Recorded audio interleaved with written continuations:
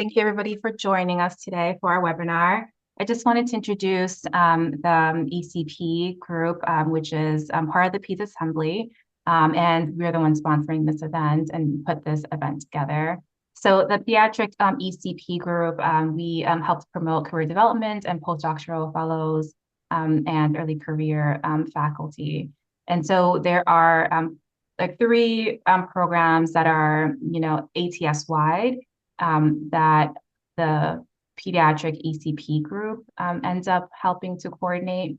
And so each other assembly in ATS have similar programs, but this is specific to pediatrics. And so for the pediatric ATS mentoring program, we generally have, 5 or so mentors that sign up that can take on a few mentees for the year. And generally, they meet for the first time at ATS, or they meet virtually and as well. And then they can maintain a relationship throughout the year, past a year sometimes. So if you're looking for a mentor or looking for, making bonds with people outside your institution, I think this is a great program to look out for.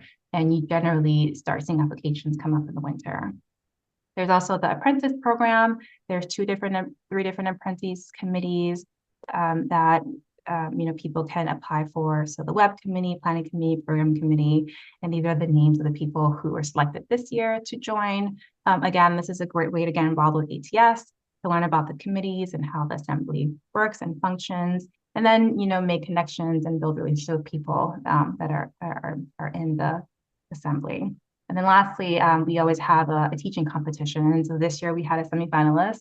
And so I would say if you're interested in teaching and presenting at ATS, this is a good way to get some recognition for being a great educator. There's a list of people in our working group right now. And so we meet monthly. We talk about what we want to do for the year. So planning virtual programs like this one. And then just also building a networking group where, people interested in ECP and building our network also get involved and talk and build relationships among ourselves as well.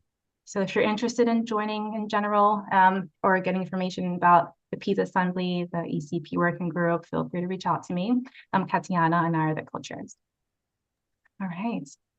So today, what we are going to be talking about is graceful self-promotion.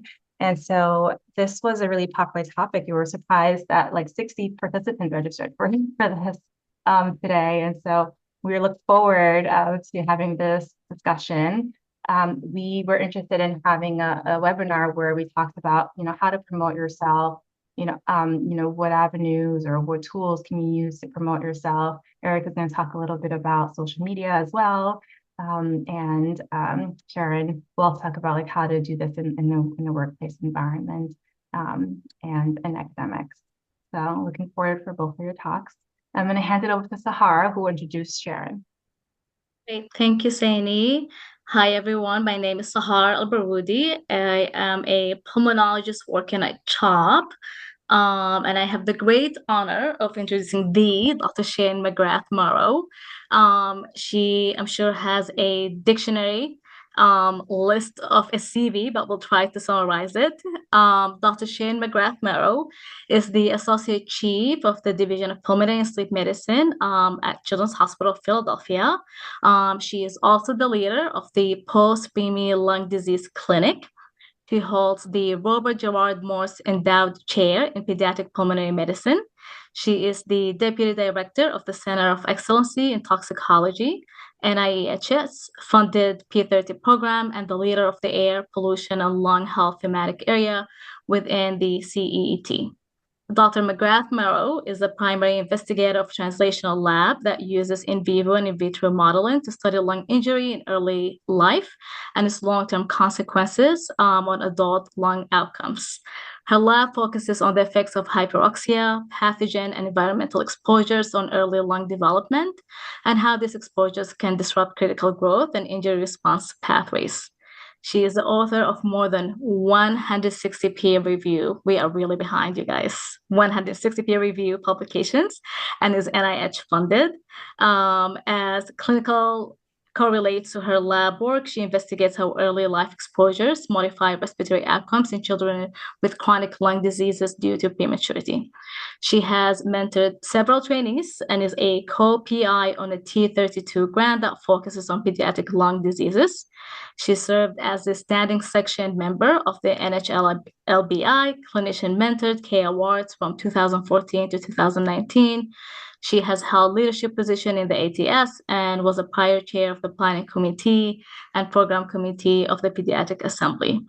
And last but not least, she was also our fellowship program director at Johns Hopkins for both me and Dr. Kimberly Dickinson, aka Kimmy, who's also co-chairing the panel with me. So thanks to her, she has mentored. I was just joking that she taught and mentored at least half the pulmonologists in the country. Great honor. Thank you for joining us. Thank you so much, Sahar and Seyni and Kimberly. It's great to see a lot of people in the audience I recognize. So it's a real pleasure to be able to talk on this topic.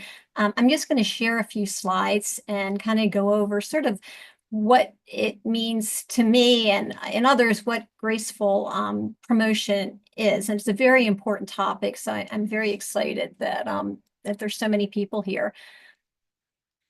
Okay, so can everybody see that? Yes. Okay, great. All right. So I wanted to sort of talk about, understanding the importance of self-promotion in academia. And this is really important, but it's also a very touchy subject. A lot of us feel that when we self-promote, we're being a little bit aggressive, but there's ways of doing this, and it's really, really important because if we don't want to be wallflowers because we're not going to be able to really do what we really want to do in academics. We have to be able to self-promote, but obviously we want to do it in a way that's acceptable to the people so that people can hear our message. And I wanted to just kind of, I investigated this. When I'm given a topic, I do a lot of research on it. And I thought, there's lots of tips out there. And some of these tips I kind of wish I had known about, when I was a junior faculty member. So I'm hoping that some of the things we're going to discuss today will be useful to you as you guys go on to do great things in academics. Sharon, I just wanted to say that it's not in presenter view yet. Oh, I'm sorry. Say that again. It's not in presenting view. Okay, let me try to do that then. Sorry about that. Okay. Now is it? Perfect, yeah. Sorry about that. Okay, here we go. We'll start again. So, one of the things is, what is graceful self-promotion and why is it important? And, I was looking this up and I thought that this was a pretty good definition. It's a manner of speaking about oneself and one's accomplishments, and you do it tactfully, but you also do it strategically. You want to make sure that your message is getting out, and you want to make sure it's getting out to the right people. And you want to do it in a way that people are actually hearing your message. Because how many times have we sat in committees or rooms where we say something and it really doesn't resonate until somebody else says it, and then all of a sudden it's like, wait a minute, didn't I say that about 5 minutes ago? So learning, strategies to really have people listen to you and be able to understand the message you're trying to project. But it's actually very, very good for institutions to have people who gracefully self-promote, because it really creates a culture of appreciation among your trainees, your faculty, and your staff. It's a powerful tool to really enhance wellness. And we know during these difficult times, it's really important to be kind to each other and to be able to appreciate each other, but also be able to do really effective work. We're all here, we're all in academics. We really want to, we want to either we're doing research or we're doing education, we're doing clinical. We want to do the best that we can, and we want to do it in an environment that really promotes wellness. Graceful self-promotion also increases diversity of backgrounds and experiences. We want to, because, so many of us, come from diverse backgrounds, we all need to be part of the process because it really creates just a better culture. I mean, we learn more, when we have diversity among our experiences and our activities. And we want to be able to celebrate that. And, the other thing is that people really appreciate having their work acknowledged and rewarded, and by being able to gracefully self-promote, you're getting the message out so that you can actually be acknowledged and be rewarded for really hard work. And I think this is really, really important. It really helps, with really, helping with future contributions. Okay, so I thought this was a really interesting paper that I wanted to share with you, and it was a workshop conducted in I think it was 2022, and it was the American Society of Pediatric Hematology and Oncology, and they had a bunch of trainees and junior faculty participants, and they asked this question, and I thought this was really an important question. What is the most important aspect for you to feel valued and or appreciated within your institution or current role? And 85% answer these two responses. One was being able to advocate for yourself and being able to negotiate for more administrative time and benefits based on your success. That was important to over 50% of the people that they polled. And the other one was 31% public recognition for your achievements, either through announcements in meetings, divisions, or department-wide emails. So I think we all want to be appreciated, and we all want to be able to advocate for ourselves, and we want to have somebody listen because we all work very, very hard. So how can we do this? And that's kind of why we're talking about, graceful self-promotion. So, why is it important? Well, it's important for kind of two things. It's very important for career advancement because by gracefully self-promoting, you're enhancing visibility in your academic circles. Like I said, whether or not you're a lab researcher or whether you're a clinical researcher or whether you're an educator or whatever you really want to focus your career on, you really want to have visibility. Because if you don't have visibility, then people aren't going to be able to say, oh, this opportunity arose, I want to select this person. You really want to be able to create not only mentors, but you want to have sponsors, right? And the way to do that is to, you really have to self-promote. Like I said, it opens opportunities. It also allows you to collaborate with people that you might not have collaborated with because until they actually know what you're doing, they're not going to be able to tap you and say, do you want to be a collaborator? It also gives you personal branding. We all want to be, known for something. And for me, back years ago, my chairman, I was doing a lot of lab-based research and working a lot with mice, and I still work with mice. But he said to me, he goes, Sharon, what is, you're working in the lab all the time, but what is the clinical correlate to what you're doing? Because that's what's really important. You're a physician. What are you doing that's going to really make a difference for the health of children? And he said to me, you really need to kind of think about that. And I thought about it and I thought, well, you know what, we don't, a lot of the modeling I do is in premature, in neonatal lung injury. And then I thought, it's really the preemies that really, my work may really influence a little bit. And so I started a BPD clinic back at Hopkins in 2008. And I grew it and I kind of self-promoted. I talked to a bunch of different, NICUs, and I went to these community hospitals to kind of talk about, my work. And this kind of gave me my own personal branding. And then it kind of grew and grew and grew. And, when I came to CHOP, I once again started an outpatient, BPD clinics and grew a big registry. And so that kind of that was sort of my unique professional identity. And it really was a clinical correlate to what I was doing in the lab. And it really took somebody like my chair, who was a good ended up being a very good friend of mine to really tell me that. It wasn't really obvious to me. And once again, it differentiates yourself from your peers. This is your personal brand. So what are some of the strategies for graceful self-promotion? You can't be afraid to highlight your achievements. Sometimes some of us are a little bit, humble about our achievements, but you've worked hard. So you really need to highlight these achievements. And it might be by giving a talk. But a lot of times, as we go through our annual promotion reviews, every year, it's updating your CV, putting in your CV all the stuff that you did. And when you keep your CV up to date, or your bio sketch up to date, or whatever you're using, you want to do it when you do something. If you give a talk, you put it in so you don't forget, because a lot of us do a lot of really important academic work, whether it's giving a talk or being involved in CME or whatever it is.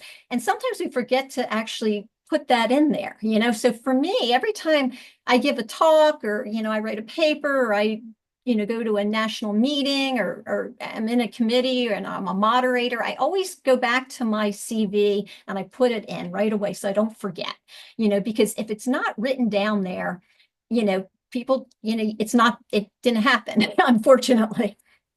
You can also use social media, and I think Erick's going to talk a little bit more about the social media. And one of the things that's a really good exercise is really practicing writing a personal statement.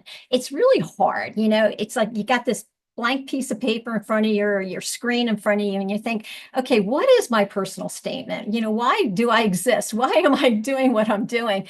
And sometimes it can be really, really liberating. You can start with maybe like, what are your strengths? And then you build on your strengths and you start writing, why am I who I am, and where am I going? And I think having a personal statement, even though it can be a little awkward getting started, it's always kind of good to have a personal statement. And then, of course, share the successes of your projects and publications during conferences. Don't be afraid to go to national meetings or international meetings. And if somebody asks you to give a talk, don't say no. Even if you don't really want to give the talk, I think it's really important, because you never know who's out there in the audience, right? Then, you want to network. Networking is really important. It's harder for some people that are, not as outgoing as other people, but we can all practice. I'm kind of in the middle with the Myers-Briggs score. So I'm not totally, I'm not really an extrovert, but I'm not really an introvert. But it was always kind of like, okay, I got to network. Now, how do I do this? And a lot of times it's easier than you think. People are nice people generally, but you have to be present to network. So you have to attend the academic events, and you have to engage with peers, even people that you might not know all that well. I remember I was really ridiculous. I was an intern at Hopkins, and my chairman, I was like the first week or something, and my chairman, Frank Oski, and most of you probably don't know his name, but he was a very famous guy. He was really, really known for his work in hematology and everything. He was in the cafeteria, and I forget, I was post call or something. I was picking up some coffee and getting some eggs to eat for breakfast. And he was there. And I thought, oh, Dr. Oski's sitting by himself. I'll just flop down and sit down with him. And, he was just so nice to me. I think he thought I was nuts, this intern, that was sitting down with the chairman of pediatrics after my 1 week on the job. But he became like one of my sponsors. He really supported me. He thought, well, this woman's willing to sit down and talk to me, then I guess she's, maybe she has something, So, don't be afraid to engage with peers, and even people who aren't your peers, I guess, because he certainly wasn't my peer. But anyway. And then you want to utilize social media. You should be on LinkedIn. Some people will do Twitter, but when you're a faculty member, you're going to have a presence at your institute, and it's going to be an online presence. So keep it up to date, whether it's your publications or your expertise or whatever, because if it's out there, people are going to, be able to see that. Otherwise, they're not going to know what you do and what you're known for. Once again, you want to engage in public speaking. there's a few people like Eric who love to public speak, but there's other of us that have to practice and, get comfortable with it. But don't be afraid to volunteer for speaking opportunities. The more you do it, the better you're going to get at it, and people are going to start noticing you. Use presentations to showcase your expertise and your research. Don't, if somebody, one of our, a junior faculty said to me, oh, so-and-so can't give this talk at this symposium, and she asked me to take her place, I said, this is a wonderful opportunity, to showcase your research. I mean, you never know who's out in the audience, and it might be people who are on your a study section that reviews your work. So get out there and do it. Write articles. I mean, if you're doing some good work, whether it's QI or whether it's, clinical or lab-based or whatever, you just got to write those articles, because all of us have some great work that we just kind of keep on our computer, and you just got to get out there and write those articles and then talk about your research and your academic experiences. I don't think I'll go through all of these, but I thought this is a little bit old. It's 21 years old, but I found this paper. There's not a lot of papers on graceful self-promotion, but I found this paper and I thought it was really good, and it kind of talks about, it gets back to sort of kindness, but self-promoting. You can be a nice person and you can self-promote. And one of the things that this particular doctor recommended was recognize and praise the accomplishments of others. And in a funny way, that allows you to develop strategic partnerships, and you end up promoting each other's accomplishments. So like if you're praising people's accomplishments, a lot of times they're like, oh, that's okay, that person's pretty good too. And it allows you to have this network. And it is actually fairly strategic. Don't be afraid. Look for the best opportunity to self-promote. Sometimes it's not at the committee when you're with a bunch of people, but it might be before the committee meeting or after the committee meeting when you have some one-on-one time with the person. I like the number 3. I like the idea of talking about yourself as education or teaching others. A lot of times, we think, oh, we don't want to brag about ourselves. But if you're enthusiastic about what you do and you feel like this is really, you're relaying this information that you uniquely have, you're really educating and teaching others, and you're going to be viewed as an expert in that area. So don't be afraid to do that. Develop a narrative or an interesting story. Let your department or division head know that your successes are actually helping with organizational goals.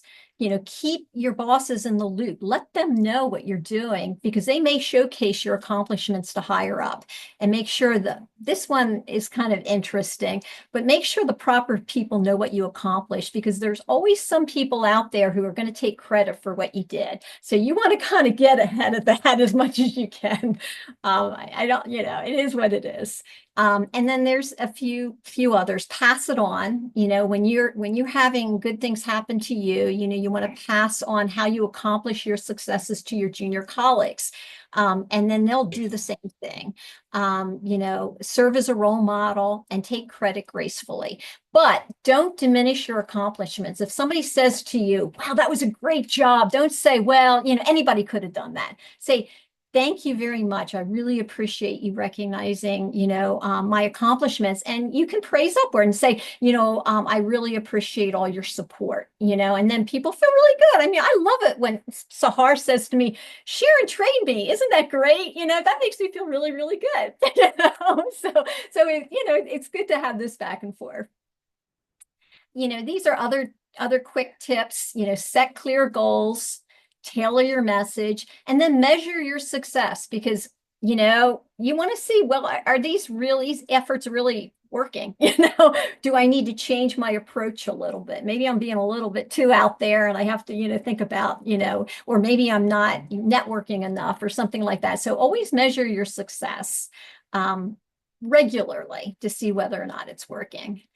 But be authentic, be genuine and transparent in showcasing your achievements. Nothing's worse than somebody who over-exaggerates. Like, this particular thing is paradigm shifting. If I hear that one more time, I mean, it's might be important, but it's not that important, but so be genuine and transparent, and you really focus on your real contributions. And then always, always, always acknowledge others who've been helpful. Credit your collaborators, your mentors, and your success stories. Everybody feels good when they're included. Share the spotlight. Don't be afraid. Don't feel like you have to be the only one. Share that spotlight. And I think everybody kind of comes together and feels good and are more willing to help you in the long run. Now, this is something to keep in mind because cultural background may affect the ease of adapting, your ability to self-promote.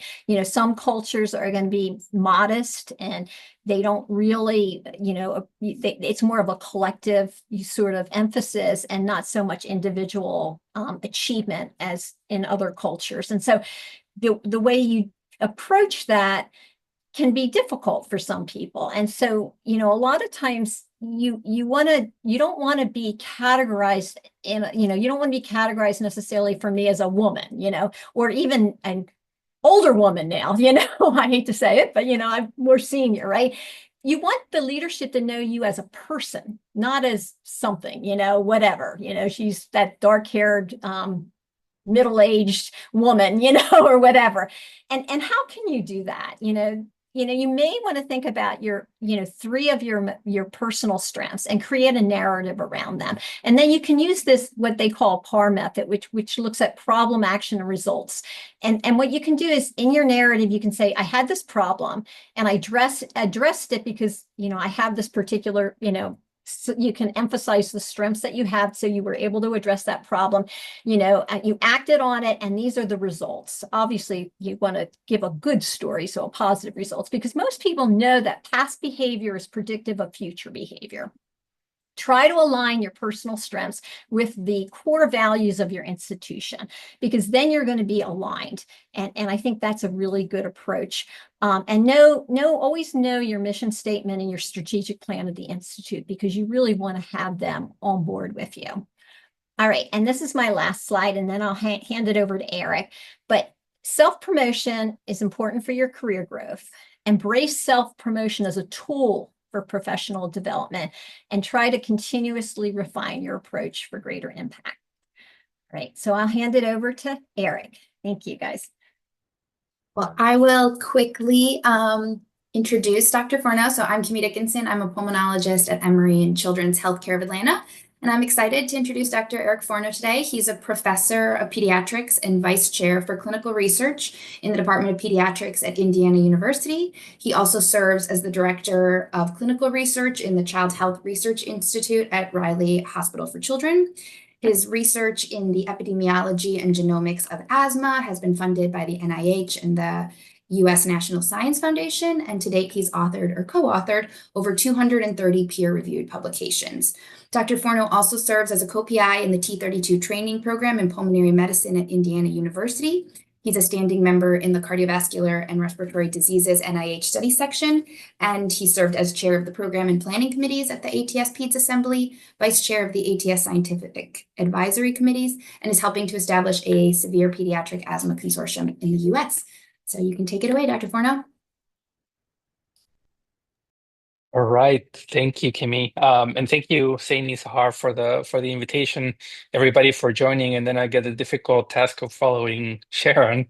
So I appreciate. I'll try to live up to some of the expectations in terms of how to balance this. I'll highlight as Sharon mentioned a little bit more of the potentially a little bit more of the social media, if we want to call it. I think of it as more of like professional social media. But I will go ahead and get started. I think Sharon and I ended up looking at a couple of the same papers, and I wanted to start because I feel like the most important thing that we need to overcome is the fact that a lot of us, myself included, believe that it's not professional when you toot your own horn. Right? People are going to be like, well, why are you even talking about your own thing? Why are you highlighting your achievements? This is even more significant or pronounced in people who come from different cultures. And I think particularly, unfortunately, because of the disparities and inequities that exist in professional landscapes, it's also especially difficult for women who have to balance trying to come off as professional and hardworking, but also not overly aggressive, because then ruffle people's feathers. And so I think it's important to try to get past this idea. I'll highlight this, right? We even put gracefully in quotation marks, because you want to be very careful that we're saying that we're promoting, but we're doing it gracefully, so that it doesn't come off as like, well, we're self-promoting, but in ungraceful ways. And so I think it's important to try to get past that. As was mentioned, I don't want to delve on this too long. It's important to report. Yeah, report your work, whether it's a publication, a presentation, an abstract. I think it's also important to not just be a reporter of PubMed titles. I think it's a lot more interesting when you develop a story around the facts. We all have a story for what we do, right? It's not that I just decided to look at variable A versus variable B and then mathematically and then created a paper. There was a story that led to that analysis. And so I think it's important to tell that story. More important even, and Sharon mentioned this already, is to recognize and praise the accomplishments of others. Nothing that I, or at least certainly I don't want to speak for other people, but nothing I have ever achieved has been solely the product of my work, my effort. I have had a lot of support from the beginning, and I continue to have it, and I hope to have it in the future. And so it's important to recognize everybody who played a role in any of your achievements. It's important to take credit gracefully, right? You don't want to come off as a person who's always boasting of what they've been able to achieve. But it's important that this is not a zero sum, right? Just because I report what I published or tell a story about something I accomplished, that doesn't mean I'm putting down other people or that I need to have more attention at the expense of other people. And so it's important to do it gracefully. Sharon mentioned this already. Again, it's based on the paper, and I also had highlighted this was over 20 years ago. And I think a couple of other things is important. It's important to remember, especially as you progress in your career, but even from the start, even as an early career, even as a trainee, you're a role model. You're a role model as a physician, you're a role model as an investigator, you're a role model as a professional. You're a role model for trainees in your institution, for students, for people who look up to you. So whatever you do, it's important to do it in a way where that's consistent with that role modeling. It also, of course, makes your unit look good. So whether it's your institution, your department, your division, your boss, the person who writes your checks, whatever it is, but it also makes them look good. And so it's important to keep that in mind. So why is it important? Again, a lot of us grew up to think that hard work over time leads to accomplishments that are recognized and that lead to your success, and that most of our accomplishments are self-evident and easily noticeable. So if I just do the hard work, everybody's going to know about what I'm doing. But in reality, if nobody knows how hard you're working, if nobody comes across your accomplishments, right, it's impossible to scan the whole literature and the whole program of every single conference and every publication or post or blog. And so if people don't know, how are they going to recognize the work that you're doing? How are they going to recognize your success? It happens to a lot of us, to most of us, right? As you progress in your career, you get asked to recommend people for promotion, for leadership positions, for committees, for professional societies. And so if those people don't know about you, how are they going to come up with your name the next time they're asked to volunteer somebody? And so, as Sharon mentioned, it's important to have not just mentors, but sponsors. But your sponsors, some of them may find you, right? But it's also incumbent upon you to let them know that you exist and you're doing work that's important and interesting, so that hopefully they have your name in mind the next time they are asked to sponsor somebody or recommend someone. This is a lot more rare, thankfully, but it still does happen, that if it may not be in somebody's best interest to promote your work. And so if you don't do it, you may never come up for these opportunities. So I think overall, what I wanted to highlight here is to change the mindset, right? It's incorrectly thought to be, self-promotion is incorrectly thought to be all of these things, right? Arrogant, egotistical, superficial, self-centered, aggressive. reflects your insecurities, and that's why you have to overcompensate. You're trying to rise above others. Really, what you're trying to do is just show people what you're doing. And so I think the healthier way to look at self-promotion is this way, right? So you inform others about who you are and what you do, other people who may have otherwise not known any of these things. They celebrate your achievements, not only yours, but also of your friends and your colleagues. So it's important to celebrate your wins, your grant submissions, your grant fund when grants get funding, when you get a paper, when you get invited to give a talk. It's important also for networking. I can tell you, I've had a lot of people over the years that come to you after you gave a talk, and reach out and be like, "Hey, I'm doing work that is like sort of complementary to this. Maybe we can figure out ways to collaborate."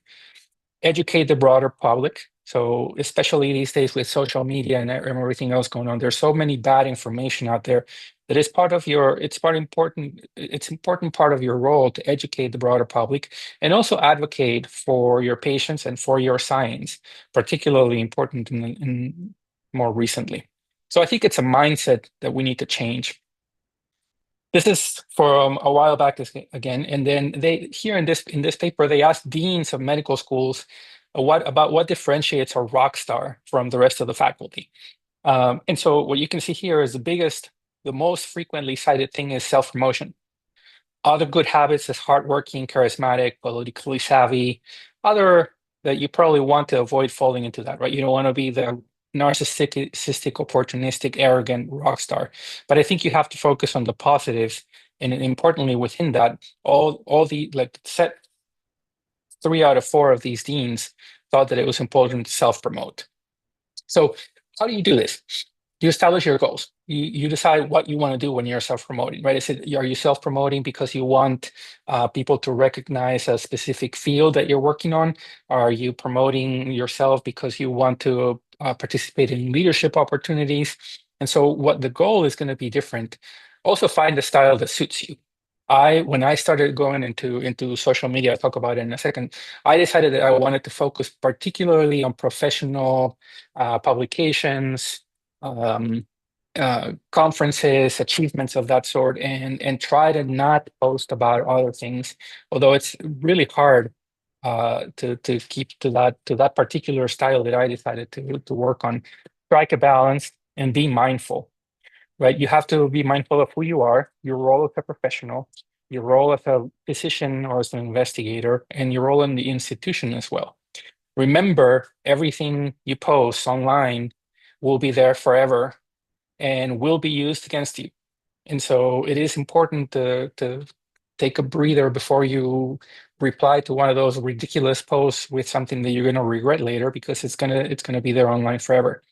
And so just as a couple of examples, right? This is a good post. As I was looking back at some of the posts, this is from a friend of mine from medical school. 16 years ago at ATS, 3 people from my same medical school received a travel award for our abstracts. And so she posted this. And so that made me smile when I looked back at it. And so that was, I think, an excellent example of a post that ages well. There are other posts that maybe don't age as well. I think this is fairly innocuous, right? But you have to be careful with the photos that you post because they're going to be there forever. More posting from a younger Dr. Forno 17 years ago. Here on the left, Dr. Forno was clearly not ready to go to work. And so again, right, these are innocuous, but I mean, they're still there. You can find them. Here, same year, a little bit later, Dr. Forno was clearly having difficulty with his biostatistics courses. And so you can find them, and it's important to keep that in mind, because even if I've abandoned my Facebook profile, it's going to be there forever. So it's important to keep that in mind. Unlike saying something in a conference where people will forget, anything online can and will be used against you. So how do we self-promote? Again, I mentioned about setting your goals. You want to promote yourself, your work, your team, your friends, hopefully all of the above. I think it's important, right? We each have our goals. And so some people are more focused in policy and advocacy. Some people are very passionate about politics. It comes at a cost, but if that's what you want to do, if that's what you purposefully decided was going to be your goal, fine. And if you want to post about cats, that's fine too. I don't know if that's necessarily going to get you promoted, but if that's a goal, then go ahead. The other thing is important to learn the platform, right? Sharon mentioned the professional website for your institution. I can tell you anytime I start to meet somebody or somebody reaches out, the first thing I'll do is I'll search them and look at their institutional website. If there's nothing there, or the article hasn't, or the articles haven't been updated since 2012, I'm not going to get a whole lot of information. And then whether you use Blue Sky, LinkedIn, X, I absolutely refuse to go on TikTok. That's where I draw the H line. But if that's something that you're interested in and that reaches your audience, then go for it. Find your style. We talked about this. Be consistent, but also remember always to be polite and professional. There's nothing worse than somebody who's impolite or is frankly not a good person to interact with. Nobody's going to want to follow, or none of the right people are going to want to follow you. So in social media, I think some of the tips are, it's not just about having the profile. Even if you are not a person who likes to post a lot, you can achieve a lot by scanning the posts of your colleagues and collaborators, liking, reposting, commenting, anything that's a good thing that they've achieved. It's important to congratulate, right? It's really hard work, and as Sharon mentioned, everybody feels good when they get celebrated. So do that. I think if you're more of a person who likes to post, then also make sure that you're including everybody. In conferences, Sharon talked about this, so I won't take too long. Look at the agenda and the schedule ahead of time. Find the people you would like to meet, potential collaborators, potential mentors, potential sponsors, and do your homework, right? Know what they've been working on. You want to come and say hi, be brief, but know what you're talking about, why you're seeking that person, why you want to connect or collaborate with them. Proactively find a time to meet and practice your elevator pitch. Sharon talked about about the professional or the personal statement. I think it's important. I think it's also very important to have the 3-sentence version, because those people are going to be busy. They have to run to another meeting or whatnot. And so, but I think if you make a good initial impression and you explain why you would like to meet with them or continue to talk to them, I think that's going to be important. Same thing at professional societies. Become actively involved in committees. We're always looking for people who can work in committees, and it happens to all of us, right? Every time I get asked, I can think of probably the same 10 or 15 names come to my head, and so I have to do active work to try to think of new people who are interested in working and participating. And so if I don't even know who the people are, it's going to be hard for me to volunteer their name. And then I think, as with everything, right, you can't just be self-promoting and not doing the hard work. You have to do the work. You have to deliver what you promise. Hopefully, if feasible and healthy to do so, over-deliver. But I think it's important to highlight it. You shouldn't just be the person who promotes all their work and never really ends up doing the work that they were asked to do. So I'll finish the tips with these things, right? So you promote upwards, sideways, and downwards. You promote your mentor, your director, your chief, your chair, the president of your hospital, whoever it is, because thanks to their support, hopefully, thanks to their support, you're achieving some of those accomplishments that you have. You promote sideways, your friends, your teammates, your collaborators. Nothing you achieve, rarely, nothing I've achieved has been solely the product of my own work. And you promote downwards, especially as you move through your career. It's time to pass the baton and say, well, look, these are other excellent people coming down the pipeline that you should engage and you should promote and you should sponsor, whether it's your own trainees, students and early stage investigators, or people that you've met through networking in the past. And I put this again, right? Nobody wants a promoter that doesn't do any of the work. But make sure you do the work and deliver what you promise. So I just wanted to highlight a couple of posts that you'll see. We can talk if there's time for during the questions, but a couple of posts, again, these were more to promote excellent work that friends and colleagues that I've met at ATS were doing. Some of them have left X due to recent events, but it was really important, really interesting work that it was really important to try to reach broader audiences. So always happy to highlight what other people are achieving. Same thing here, a very interesting conference with a lot of excellent talks by early career investigators. Here, from last year at ATS, everybody who won abstract scholarships and abstract awards, the Pediatric Assembly Celebration of Excellence, because it really is important to highlight all the great work that other people are doing. Some of them may not have social media, but that doesn't mean somebody couldn't help try their work promoted so they can see what they're achieving. It's also perfectly fine to promote your own work, right? So these are a couple papers that we published that I am particularly proud of. And so I think it's important to feel comfortable doing it. And like I said, always highlight the fact that you're working as part of a team. There's always a lot of people who are supporting everything you do, so it's important to recognize them. And then I do this a lot less, but I think advocacy in terms of research and what the important things, especially nowadays, this was not even necessarily my own area of personal research interest, but I thought it was a really interesting paper. And I thought it would be really cool if people learn a lot about what people are doing on proteomics and BPD. So again, there's ways to promote things that include your own work, but it's not exclusively centered on you. So again, just to finish, nothing wrong with self-promoting. Find your platform and your style, whether that's live conferences or online platforms. It's not just about you. Promote your friends, your colleagues. Again, promote upside and downwards. And I said this 3 times already. Just do the work that you're supposed to be doing. Thank you.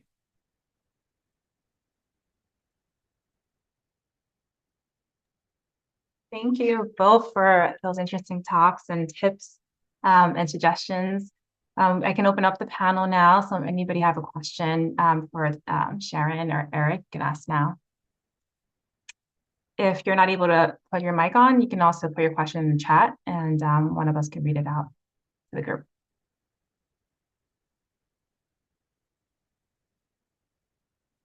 One question we thought about a little earlier was, like, how do you get started on social media? Erick, maybe you could answer this.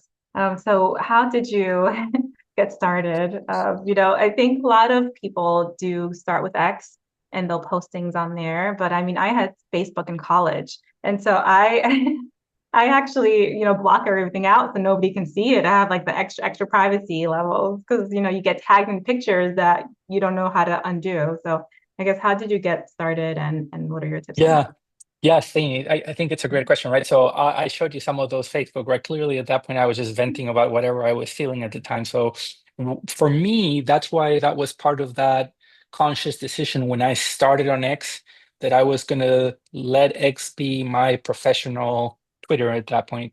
We'll call it Twitter. Twitter was going to be my professional outlet. Just like some people have an account for their paintings and some other people for their cats, I wanted Twitter to be my professional outlet. And at the beginning, I just stood quiet and learned. I saw what people were posting. I saw posts that I was like, oh, I would never do that. And so then you start learning a little bit. So it takes some time to learn the feeling of the platform. And then the next thing I started to do, I was just reposting, repost. I didn't say anything. Eventually, I started inserting a little bit of this. And then once you feel more comfortable, then you can do a little bit more of your own storytelling through social media. I know not everybody wants to compartmentalize like that, but that's what I decided when, over the course of last year, things have gone really south in that particular platform. I transitioned to Blue Sky, and that's where I try to post nowadays more so than Twitter. I think one of the difficulties for me has been that even though I've tried to keep it very professional, everybody's posting about politics, and so that has hindered my participation a little bit. I usually said my criteria was I follow anybody who posts professionally about work, and I want to learn about what they're doing. And so I've tried to do that, but it's hard not to be political these days.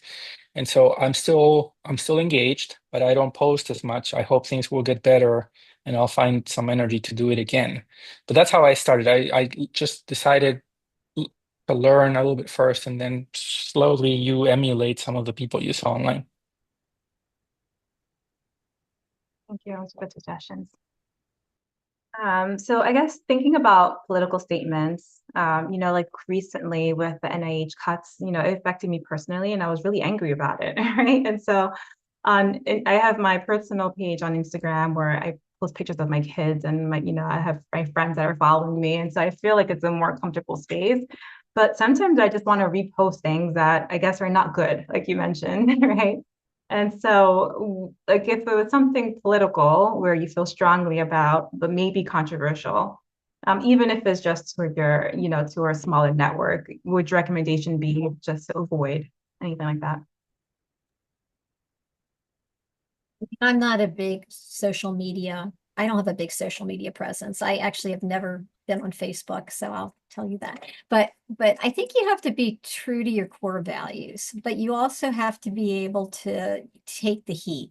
And so you have to kind of reflect on yourself. Is this really important for me to post? Is this really important for me to get my views out to the broader public? Because who knows who's going to see it, right? But if you really feel strongly about it, I mean, we all are being very careful right now because we have, grants and we're involved with, we have government contracts and that sort of thing. But the bottom line is we do have to be true to our core values. So if you feel, don't set yourself up for failure, if you don't have to, but if you really feel strongly about something, I think you have to stay true to yourself. And if you feel that's what you have to do, then that's what you have to do. But be aware that there might be some consequences. I don't know, Eric, what do you think? Yeah, I agree. I mean, I think I can't tell you, Seyni, how many times, especially lately, I've really wanted to post, a thread of things in response to some ridiculous post that I saw online. And so I think it's to build on what Sharon was saying, right? I think first you have to be careful. Second, you have to recognize that you represent an institution, and so and a profession, and so it's important to keep that in mind. That doesn't mean you don't get angry, but go vent somewhere else, not somewhere where it's going to be recorded forevermore. Um, Now, on the other hand, you have to balance, right? If this is really important and this is part of who you are, you shouldn't capitulate your values for to just to get out of the pickle. But is social media really ever the best place to have these conversations and debates, right? It's not the best scenario to do this. If you want to advocate, then there are more constructive ways to do this than just reply to a post or do something a little bit rash that you may regret later. You hear all these stories about people getting death threats and getting their personal information published. And so I think it's important to respond when it's necessary, but do it in a way that is constructive and doesn't necessarily invite on unnecessary dangers to yourself or others. There's a question in the chat about separating personal life versus professional life. I don't know that there's something that's going to work for everybody, right? That's why I still do Facebook occasionally. I have Instagram that is for things that I do more on a personal nature. And again, for me, Twitter and now Blue Sky and LinkedIn I really almost, I would say 98% of what I post there is strictly directly related to work. That doesn't work for everybody. It's perfectly fine to mix and match, but that's how I do it. I try to keep my personal and my professional life pretty separate. I mean, people who know me know everything about my life, but I don't really post it. It's just something that I've always been comfortable with, keeping those two separate.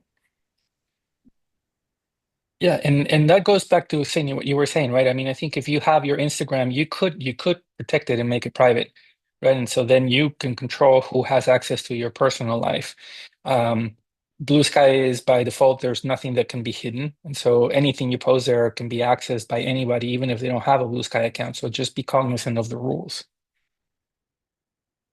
One thing I'll say, if there are no other things, I think, Sharon, one thing you mentioned was really important, particularly in pediatrics. And we were just chatting before the session started about how other groups may be less friendly. But whether it's at a conference or a talk or society or something, just approach people. Pediatricians are nice, and if somebody isn't nice to you, then maybe you shouldn't even be interested in networking with that person anyways. But I can tell you one of the things one of the really interesting things that happened when we had the break because of the pandemic, and then we started doing ATS conference in person again, I started seeing the early career people finally being able to meet some of the more senior people that they have read their papers or seen in Zoom. And everybody was so excited to do that. So I don't think anybody's ever going to turn you down if you approach a more senior person and say, "Hey, I really think what you do is really interesting. I'm working on this. I was wondering if you have advice, or could we collaborate? I have this idea for that, or do you know how I could become more involved?" Don't be afraid to do it. I think it took me a good, I don't know, 8 or 10 years to finally realize, you know what, every time you reach out, something positive tends to come out of it.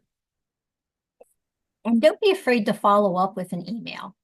Because the conferences, sometimes it's a little overwhelming. Like if somebody's giving a talk, a senior person's giving a talk, and a bunch of people come up afterwards and talk to you about something, you may forget, not because you're forgetting on purpose, but you just may forget. And so if somebody follows up with an email saying, "Oh, I really enjoyed, your talk and chatting with you, and then, talk about where there might be a role for collaboration." So always follow up.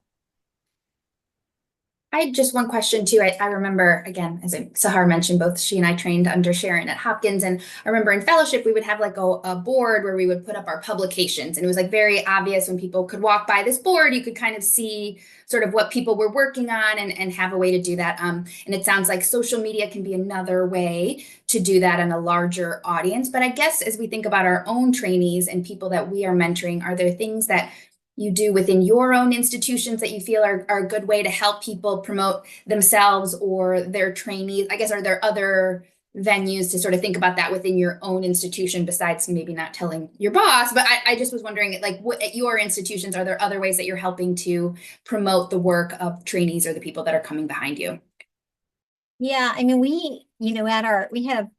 we have faculty meetings and we have division meetings, right? So our division meetings are quarterly, but our faculty meetings are monthly. And we do have part of our faculty meeting is to sort of promote the accomplishments, whether it's a publication or whether it's a workshop that somebody had or a talk. It can be practically anything. And that way, we have a big division. We have over 40 faculty and others. And it's nice to be able to celebrate those successes. Now, does it help you get an NIH grant? No, but it makes you feel good. It's makes you feel a little jealous. Sometimes you're like, "Ooh, so-and-so had No, I'm just teasing. But I think that's a really, I think it's been really nice. And I've really enjoyed doing that. I don't know, Sahar, what else do we do? I think you covered them all. I like the kudos section on the long story. The long story is a newsletter that goes out every week, and then there's section of everything that's important that you can think of. So I think that's a great way as well. Dr. Erick Forno, I have a question for you about social media as well. So a question that came up among a group, in particular, what we call the TDC, the Technology Dependent Children patient population. We thought about using social media to distribute information because there's a lot of Facebook mommy groups with some accurate information and not so accurate information. And there was some discussion about how do you go about this? Exactly what you said is like what you put out there is forever on the internet.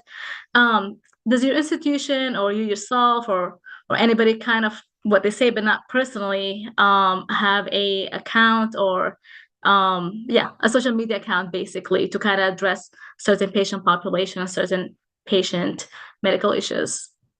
That's an excellent question. I personally don't. I think it has a hugely important role, especially because these days there are a lot of patients, families in general, the public, that will not pick up a printed paper but we'll look at posts in groups. Yeah, I myself included, I have a pile of books I haven't read. So, but I think it's important to reach them where they are.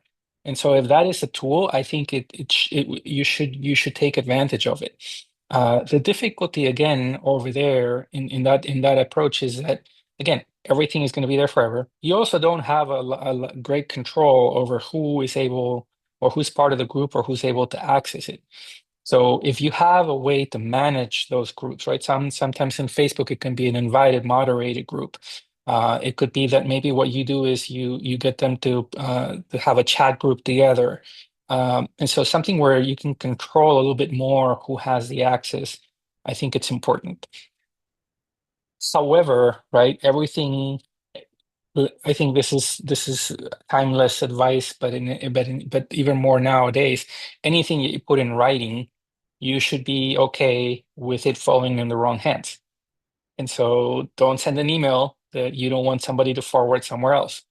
And so I think especially because of that, if you're going to do something that involves patient care or advocacy in your role as part of an institution, it's important to talk to your institution. They may have good channels. They may have regulations of what can and cannot be done. They may have no idea what you're talking about, but I think it's important to engage with them to see how they can manage the risk. But I agree that with the role that, whether you call it social media or the internet in general, it plays an important role, and we have to use it better. Last thing I'll say, but all it takes is one bad actor with too much time on their hands. And so you can't be in a place where you're going to be engaging in battles with these people that have bad intentions, poor intentions. And so if you have a way to genuinely communicate with your patients, that's great. But you have to have some way of controlling who can participate in that conversation and not. Yeah, good points. I think we're out of time. Oh. But I wanted just to ask one more question, I guess, in the spirit of promoting others. Is there anybody on social media, pulmonologist, pediatrician that does social media very well that you can share with us if you could think of someone on, top of your mind, or, who's doing this very well, so that we have, more people that we can learn from and model? One of my current mentees and one of my former fellows, Christy Sadramelli, she does a lot of policy and advocacy, and Christy is amazing. She's very professional, but she's very effective in getting her message out through social media. So I think she's a really good person to follow. Yeah, I was going to suggest Chrissy as well. And I would say the other thing is, if you're particularly interested in this, the whole web committee for the PEDS assembly, they're all fantastic.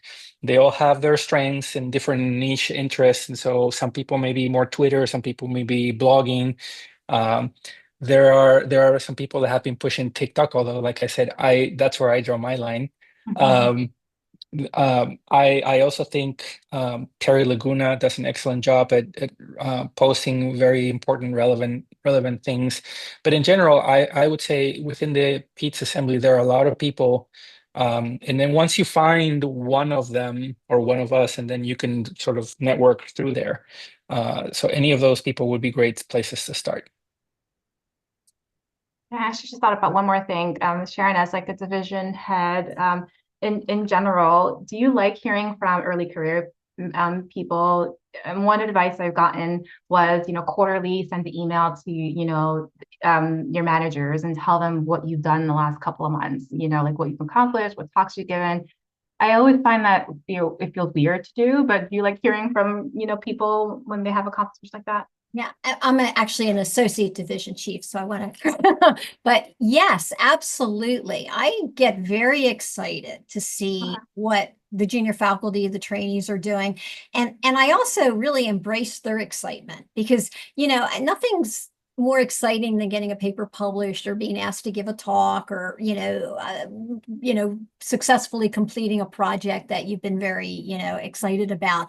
And I think, one of the things we talked about was that letting your letting the people who may be above you, who actually have a voice, hearing about your accomplishments, because then they're going to think about you. This is somebody who can deliver, who does the hard work, like Erick said, and gets the work done. This is somebody that I want to be a colleague with. There's somebody that I can trust with important things. So I think it really is important to let people know what you can do, because often, we do it kind of in isolation. We work really hard and nobody really knows it, and so I think it is really good. This is a good way to gracefully self-promote.